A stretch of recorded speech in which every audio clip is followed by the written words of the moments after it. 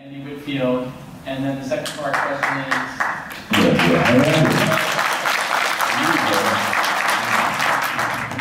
How was it sort of transitioning over to another Spartacus in the later seasons? It was one of the things about, Spartacus is a story, it's about tragedy, and, the death of Andy Whitfield,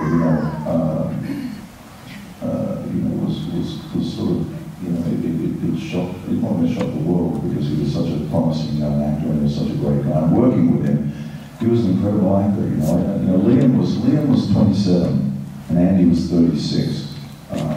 Andy had two young kids, and he knew a lot about life. So, whenever I acted opposite him, a lot of people act and they act, and you look at them and you know that they're lining their jaw up or they're doing something with their eyes or they're playing the camera. When I looked at Andy, he was looking at me, I'd go like, "Your wife has been raped by a hunter program cops," and he would just look at me. "You smell like a woman."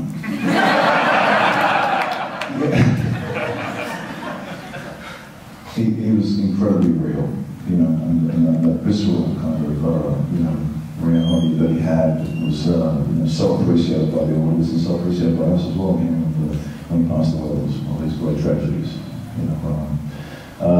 Transitioning into Liam, Liam's great asset is that he's got an amazing heart. He's a really beautiful guy. Just very soulful, very caring, and he actually overworked in the beginning at being tough. You know what I mean? He thought he had to fill the shoes, and he did. And he was under so much pressure. He was a 26-year-old guy that all of a sudden, coming out of nowhere as well, he got involved with Spartacus. He really didn't have much experience before that. And like when you get a big role like that in the studio, America, and all that sort of stuff, there's a lot of talk that goes in your ears, and he was getting hit from so many different angles, and it took him a little bit of time to get his rhythm. But when he did, he got it amazing. I think the last 3 episodes of Spartacus, he became incredibly strong as a man. He really became a man. It's interesting to watch, But there was nobody like Andy, and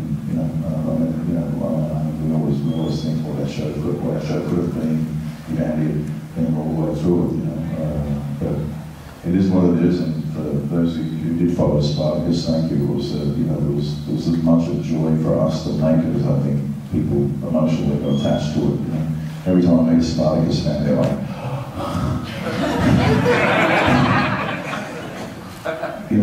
I've sat next to Sean Astin in the Middle East Comic Con, and people are going, Lord of the Rings, wow. And there's a hype about it. It's a huge movie. It's incredibly technical. It's a $1 billion, box office hit.